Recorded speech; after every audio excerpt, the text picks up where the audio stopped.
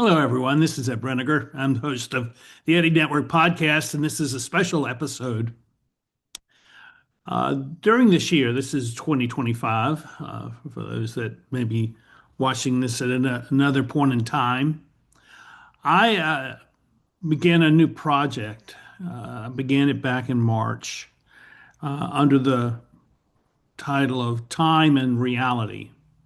And I've written a lot on it, and I've done some video on it back during the summer. I've written about 28,000 words about this topic over the course of this year, and will probably, I am editing now that all those Substack posts to kind of clarify what I want to say and put that into. It would be part of a book though. Now I'm in the process of preparing. Um, but here's my concern. My concern is that we've lost touch with time, not as a concept, not as what happens on our phones or on our watches, but time as the meaningful context of our lives. And what I see is that we're we're kind of trapped into a serialized version of isolated incidents, and it's hard to know whether we're moving forward, whether we're making progress, and we keep being presented with things to do and doing the things that are being presented to us. One of those things would be to adapt the latest version of the AI that you're using. I mean, that's okay. We've moved to the next iteration of that. That's a symbol of time, a sense of time. But what we're missing is the context of time is something where the past, the present, future has some continuity. And this has been a subject for me for a long time. And I'm not quite sure why, except that I think it is a product of the way my family functioned as I was growing up. That it's not so much time itself, it's more of what has occurred in time became important to our family or was important to our family, and the stories of grandparents and great grandparents and great great grandparents became a basis for understanding who we are, a sense of identity. And I'm getting from many people that I talk to, particularly younger people, is that they really do not have much sense of what their family really stands for. It was a place that they were raised. Their parents had a sense of responsibility for them.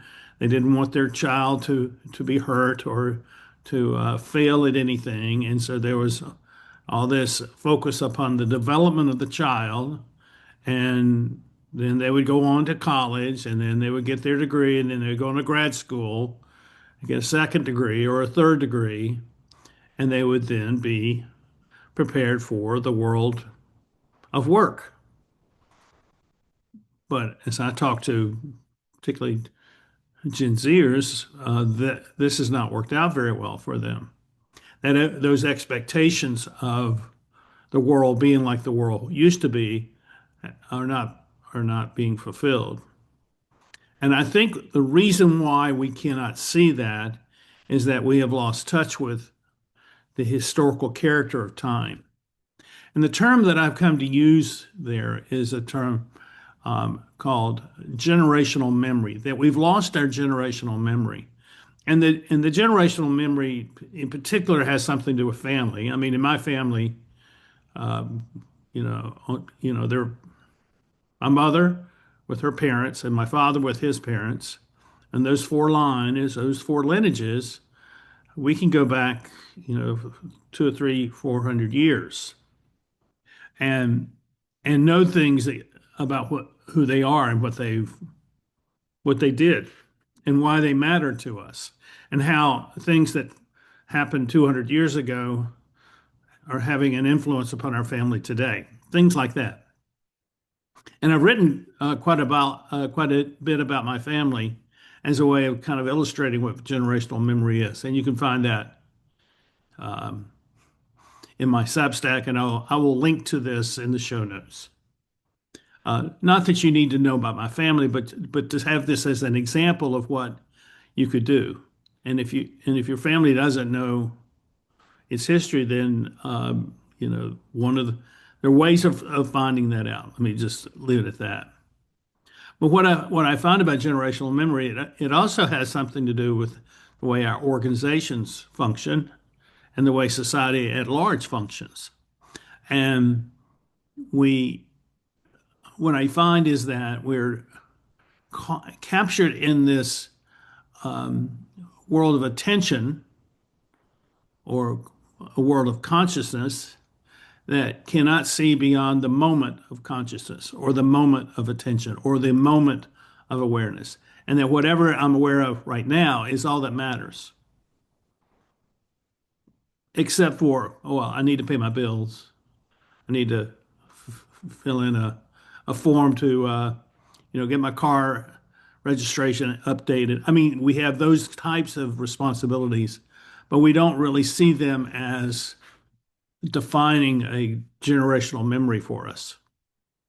And as a result, we just do the things that we're supposed to do and we move on without having a sense that our lives matter. And I think this is having a detrimental effect upon people because they don't know who they are. And so they take on a sense of who they are based on some idea or some product or some cause that is marketed to them. The world of the social media is it's a marketing platform more than anything else. It's marketing ideas, it's marketing a sense of being, it's marketing a sense of what is important to own and to buy, to believe, and without any sense that those things matter, or without any sense that those things are going to actually give you a life that will give you peace and a sense of accomplishment. They're they're simply marketing the moment of attention that is brought to us in that moment. So, what I want to say in this video to you is that I don't think that our lives can improve without a sense of time. And what I mean by that something in the past mattered to me, and it matters in the present moment, and it will matter in the future. And let me give you an example of what I'm talking about. When I went to college, I was poorly, not poorly prepared for college, but I was poorly suited for college. The way I looked at the world, the way I read, the way I understood things, the way I processed information was not the way colleges function. And I ended up in a major called American Studies, which allowed me to expose myself to the breadth of knowledge, the breadth of culture, the breadth of society, the breadth of ideas and art and people, personalities. And it would take me back in time, but it also take me into the moment of time. And it saved me. And what it did was give me not only a set of skills to do that, but a sense of who I am, a sense of being, a sense of personhood that allow me to see that big picture. And I could walk into any situation and see what was going on, be able to see that. And part of my major was prepare me to do that. I was already by nature oriented that way, but I gained skills for doing that. And those skills I use every day. So my college education still has value to me in the most practical sense of the word today.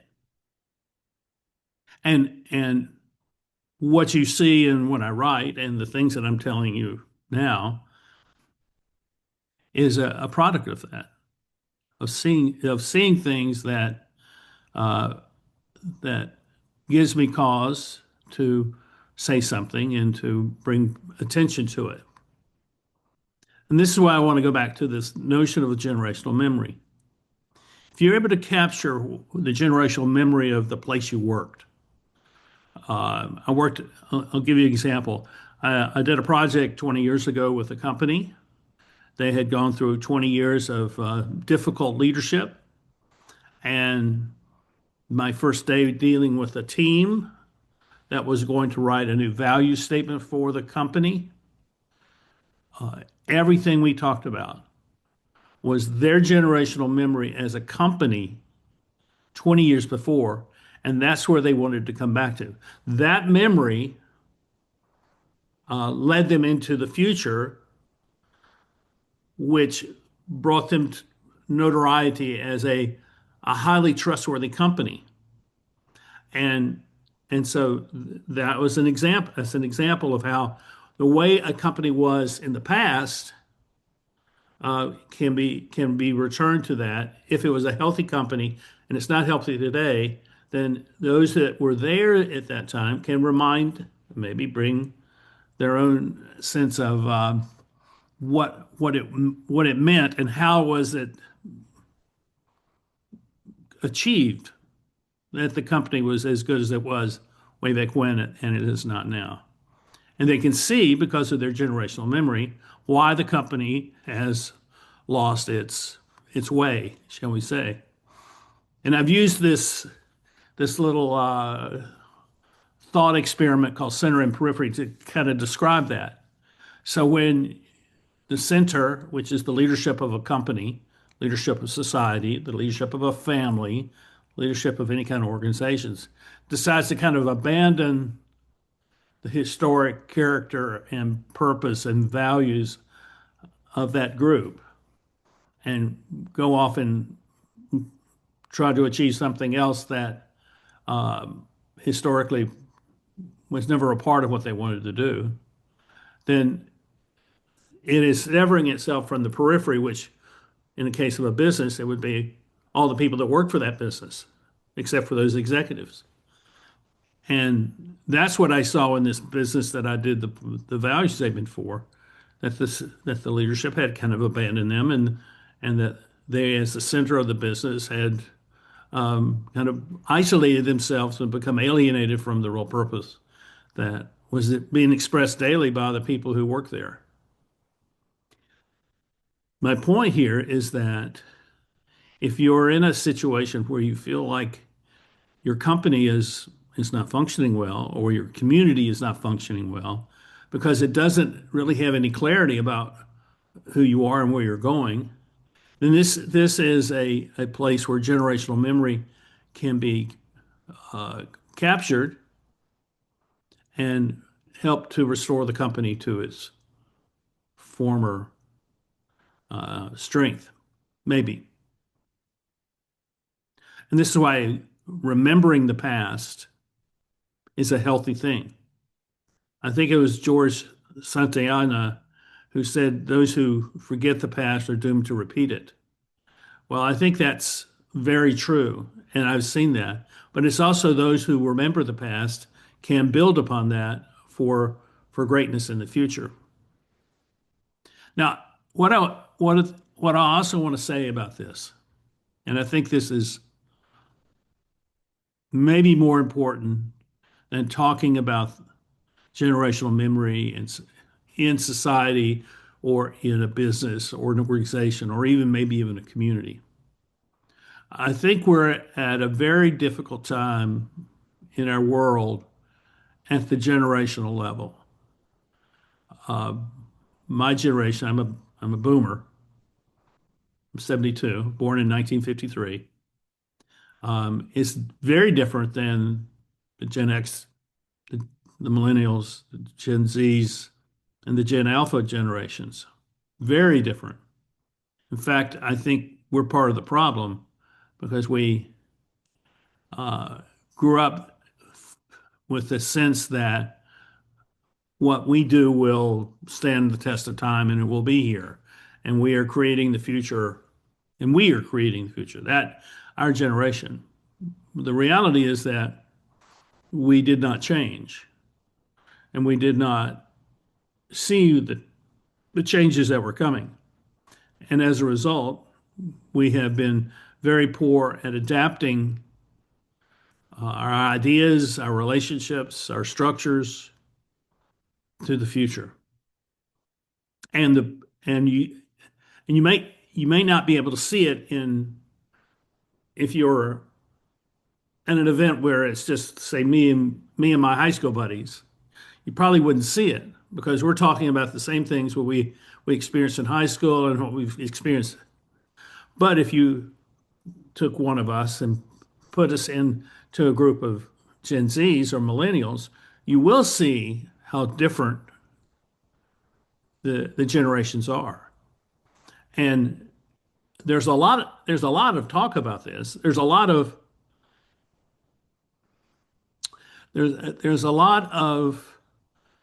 discussion about the differences, but there's hardly any discussion about how we can come together, how we can work together. Because it's easier to talk about the differences or the divisiveness or how one group is different than the other. It's easier to do that. And all you have to do is be a critic to do that. But critics are part of the problem. What we need are people who can solve problems, bring people together, and create a collaborative conversation so that people who are in their 20s and people who are in their 70s can find some way of working together to address the big issues that we face. And I mean, we are presented with the big issues, on social media and media, news media, but I don't think we have any clue as to really what these issues are because we're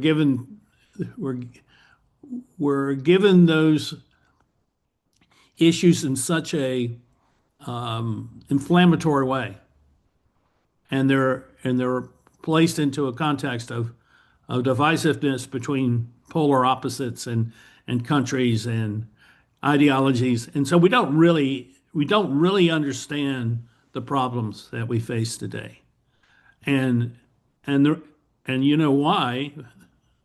It's because the people who are in power have structured it that way. Now, I'm not being overly negative about that. I think that's not somehow unique. I think this is exactly what has been done throughout all of time. And and the problem is that it has the same effect, which is, at some point the system fails. At some point the society collapses. At some point the economy goes dead, goes flat. All these things happen because we're unable to change. And we are unable to change because we're unable to see beyond our own preferences, our own prejudices, and our own sense of self-importance. This is why generational memory is important. When you have a very clear sense of generational memory, and it's not built around the need to defend it, but to say simply, well, this is what I've experienced, or this is what I've learned from my parents or my grandparents, or from the fellow who was 40 years older than me that took me under his wing when you're fresh out of college and helped you to understand the larger world of work that you're entering into. I mean, it's that sort of relationship that has helped many of us to get to where we are today. People who are older, who took care to help us to understand what we're facing and how we can change. And so our generational memory needs to be clarified so that we have a way of saying, well, this is what I learned this from my grandfather, or learned this from my first job, and and when we can say that, and maybe even keep a little book where we're taking notes. This is my little uh, catalog of generational memory, and maybe we even take it the next level of we get your DNA tests and find out actually who was in your family going back several generations. I mean, we've been doing that as a family for almost 50 years. Oh, it's longer than that. It's probably our family's been aware of its history um, since each one of those lineages came to the North American continent before the founding of the country of the U.S. And all that gets translated through each generation, and we all have a sense of who we are. And what I'm able to say to you, I mean, I'm saying all of this because I do have that sense of generational memory. And I wish that for you, because when you have that, you begin to see why why you're in the situation you're in. Now, I'm not saying that generational memory is always a good thing to know. I think there's a lot of I know that there's stuff in our generational memories that we don't want to know about. But it's important to understand that there were people in our families who were, let's say, some were crooks, some were some had very bad parenting skills, some were philanderers. I mean, all of our families are a mixed bag. And if we are willing to say, okay, we're all a mixed bag, what do we learn from that? Then we have a way of going further in understanding the generational memory, not just of our individual families, but of our communities and our nation and the global society. And I think that's why I've been talking about this, because if you can't look forward and see how the things that happened over the last, say, 10 generations, if you can't see that there is a flow of meaning and activity that has happened during those 10 generations that is now influencing you today and will influence the generations that follow you into the future. One of my guests on the podcast, and I remember the things she said. I don't remember which one of the guests it was. It's been I think 2 years. But she said that the indigenous people plan for 7 generations out. And what she said that means is that they're asking the question, what is our action today?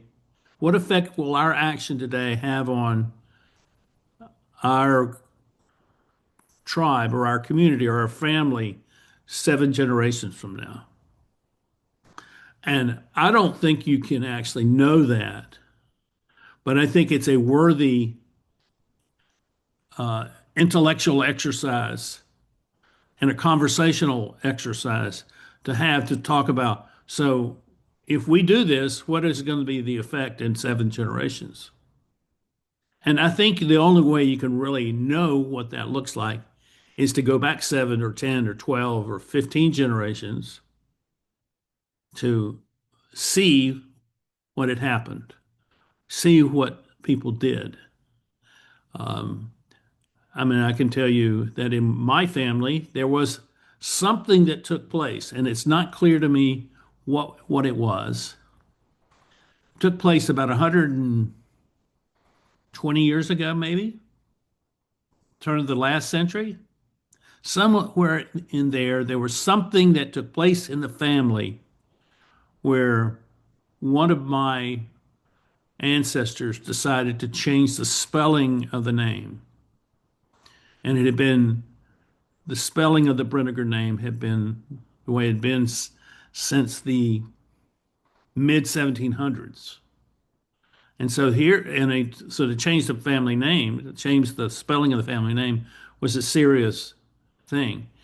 And there's some conflict that happened, and I've yet to find out what that is. But you see, that's a generational memory where part of my family was cut off from part of my family. I'm a Brenegar. All of the Brenegars are my family. And yet, part of my Brenegar family, the closest ones, are separate from those that exist in the half dozen counties that surround where I live today. You see, what I'm saying is that by knowing what your generational memory is, you also understand why and how we got to this place that we are in today. And I don't have a real strong sense that people have any real sense of how they got where they are today. They'll have answers. Well, I got a degree in engineering, or I got a degree in medicine, or they have well, so and so, a friend of the family connected me with so and so, and through them I got. But the backstory of that is, well, where did those relations come from? Where did they start? Why were those relationships important to the degree that they would recommend you to some person's business? This is why having a clear sense of what your generational memory is something which gives you a sense of who you are, separate from all the craziness that's in the world. If you can say, I see what's going on, but I don't have to be a part of it, then you have reached a point of maturity and of health, which is really quite significant. But I do not see that as a typical thing for most people, regardless of what their age is. This goes to a conversation I had that I write about in my short book, the May Your No Be a Yes. And that was that sense of the pressure to always say yes to everything that gets brought to you. And my answer was, well, you need to have a yes in order to say no. May your no be a yes. I'm going to say no to being asked to do this because there's a principle, there's a value, there's a past experience which tells me this is really not something I need to be doing. And this is particularly true when the moment, the present moment, I call it the eternal present, the present moment is so filled with a sense of urgency and that the stakes are high, and that if I don't make this decision, then I may be excluded from this group or excluded or lose something if I don't go along with this. And I think that's part of the trap that many people find themselves in is that they do not have a really good basis for making strong decisions that protect themselves and protect their families and their communities. And so they find themselves constantly being asked to compromise their values. And the only way they know what their values are is to have a strong sense of what their generational memory is. Okay, I think you understand what I'm saying. This is really, I think, is really critical. Um, and I'm going to continue to write about it. I'm going to continue to talk about it. I think that the book, the theoretical book that I'm writing, the nonfiction book I'm writing, is simply going to be on this idea of generational memory. It's the ideas that developed in over the course of this year about time and reality really are now subsets of this, and maybe not even important subsets. They're important to me, but maybe not important to you, and for you to have a strong sense of this. But if you have a strong sense of what your generational memory is, then you will be able to say things and know things and be able to find your place in the world that you didn't have before. So let me give you one more example of what this is. This summer, I was reintroduced to a woman that I grew up with. You're younger than me, and have had a great conversation with her. Talked about generational memory, and she's one of these people who for whom family is very significant, and her family history is very significant. And so the moment that we were reintroduced by my sister led to a 2.5 hour conversation, just standing right where we were. We didn't move. And when we finally were done, it led to some more interaction, introduction to her husband, a little project that we're going to do that'll show up eventually. And then recently, she invited me to come to dinner at her house. And she was having what she calls a genealogy dinner. And she wanted me to come and talk about generational memory. And her brother was there, and his two daughters, and her son, and not all the two families were there, and her husband. And we sat there for over dinner for 3.5 hours, and we talked about family. And what I realized is that there's for many families there's sort of an ethos, a kind of a spiritual container for the family. And everybody, this is what I'm talking about, generational, and everybody in the family understands it, even if they cannot articulate that, but they understand it. And they know that, well, we're whatever the name is. We're Brenegars. I mean, this is the way Brenegars have always operated. And maybe some of your siblings didn't like that, but they understand it. And at some point, there is a coming together where we find ourselves the need to be reconnecting and reasserting our sense of connectedness as a family. And that's where generational memory comes in. And I think that's exactly what can happen in a business. If the business has an orientation towards caring for its people. If it doesn't, if it just sees the people as mechanisms within the machine, then it'll be very difficult to identify what the generational memory of that business is. And it will mean that they will have a difficult time making decisions that are not simply technological, because they will have no basis for those decisions. There's no generational memory for those decisions.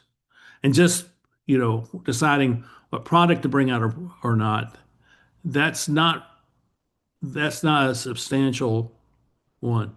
Is to say, why did we decide to stop manufacturing this product? Why did we start manufacturing that product? What was it that we were seeing in the marketplace that said we need to get on this quickly because we could be at the forefront of the innovation of this new area of our product. So this is why knowing your history and knowing it as a generational history or a generational memory is really important. So at this dinner with my friends, we had a great conversation, and it was really clear that their family has a real clear sense of who they are. And it doesn't mean that there's no conflict in that, but just that there is a clear sense of that. And it's very true with my family. And I had the privilege, it was a privilege for me just this past weekend to speak at the unveiling of a monument to my great grandmother, Ella Morrison. And it was a marker that was prepared and honored through the work of the Daughters of the American Revolution. And there's a chapter where she lived up in Asheville, and they said we've been remiss not to honor Ella's work with the DAR 100 years ago. And she was a regent with the organization, and she did all kinds of things, including helping produce a volume on the history of Western North Carolina, which is extraordinarily valuable today if you have a copy. So these things matter. Um, and I know that if you're from a non, well, if you're from anywhere other than the US, that there is a generational memory back where you're from. And I encourage you not to forget that. I encourage you to stay in touch with your family and with your friends and the generations that came before you and the generations that will follow you, and stay in touch with them, because remembering your generational memory, let's say if you live in Africa, then you will be helping your people to remember who they are. And that, as the world goes through tremendous change, is really important. So let me tell you where this is all going. I'm concerned. I'm concerned about how we've lost our sense of time, and we've lost our sense of history. And I'm glad to come speak to any group at any time about this. I have things to say. You've heard some of it, but I have other things to say, because what I want to encourage you to do is remember, recall, and restore the stories and the memories that made you who you are today. So I'm willing to come speak if you are willing to invite me to come. We can talk about how the cost can work for you, because I believe that this is something you're not hearing from anyone else. You may be hearing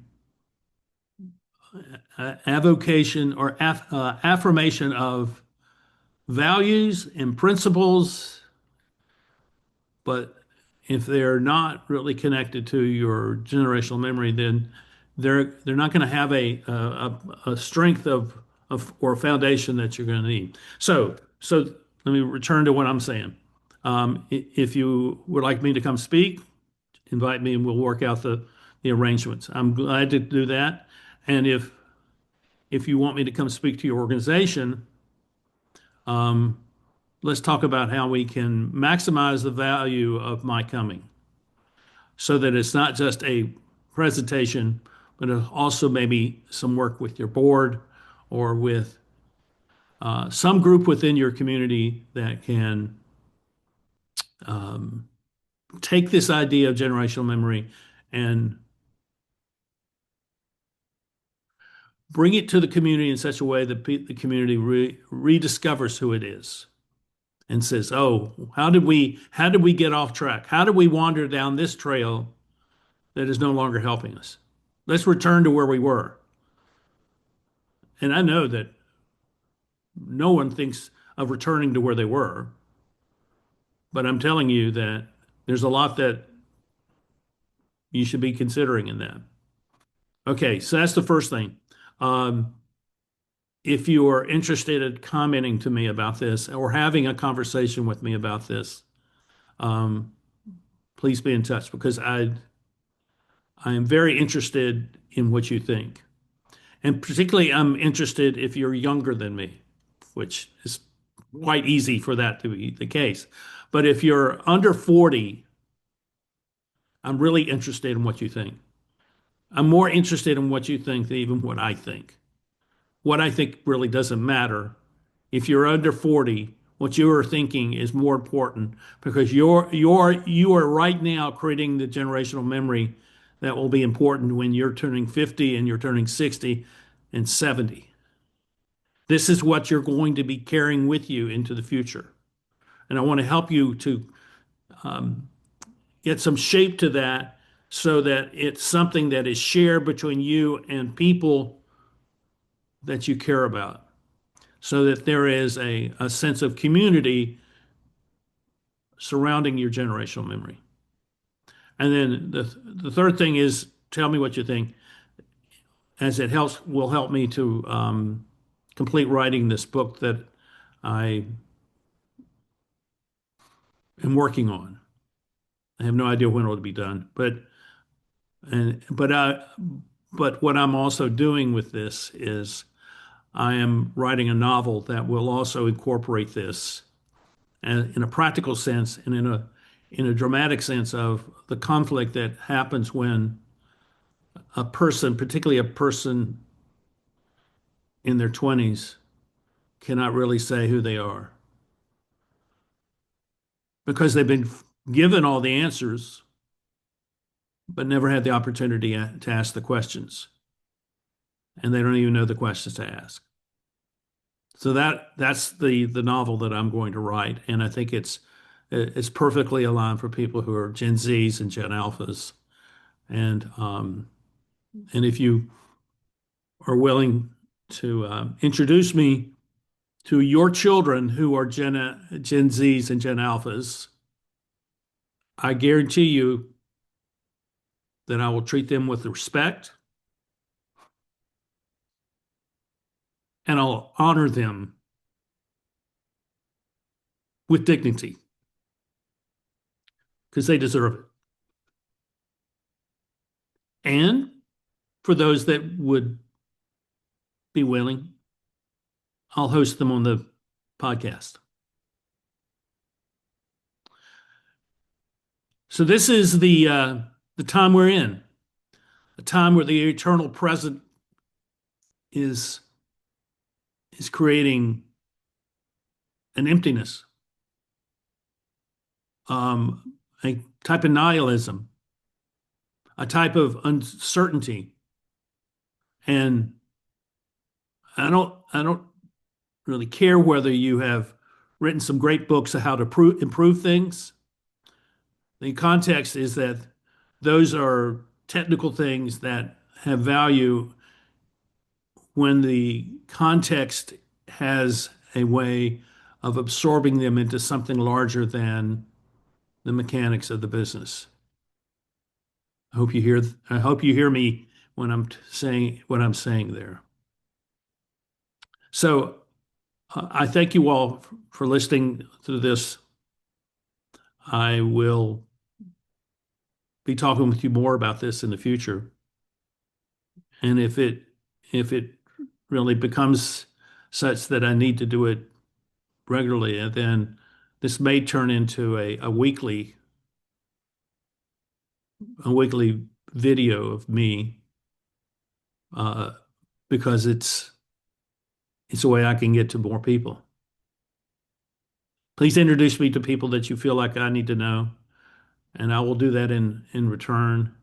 And let us seek to understand what our generational memory is so that we have a sense of place that's not just in the now, but it's also in the past, and it's also with anticipation for what it can be in the future. Thank you for watching the Eddie Network podcast, and we'll see you next time. Thank you. Bye bye.